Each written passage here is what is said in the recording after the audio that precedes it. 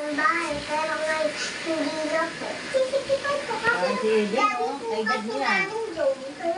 Babae yan yun. Pero kay dad mo yan. 6. 6 na ba yan? Sila sa kuta. Bata pa lang yun eh. Forma ang yun eh. Parang yaran. Tatay Nestor. Wala kang manang mahiraman, tapos lahat ka sa kamag-anak mo. Ay, tatanggal ng buhok. Kasi, ginusto mo yan, dapat hindi ka na nag-asawa. Yung maraming sugap na... Rima! Mga magulang eh. O dahil mga anak natin, nakikita natin na nilalait. Dahil nagtatrabaho sina Tatay Nestor at Nanay Winnie, si Ate Danilyn ang naghahanda ng pagkain. Si Ineng naman tumutulong sa pagbabantay sa kanyang 8 buwan na bunsong kapatid, si Ariana. Busy yung upo. Dito ko pa dito. Wala po pa.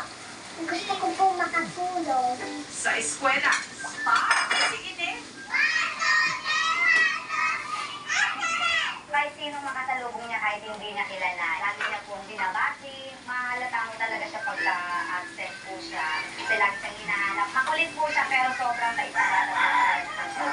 Minsan nga lang po, naiiwasan yung lagi po siyang absent. Problema pala, walang baon. Gusto ko si teacher mo. Papa.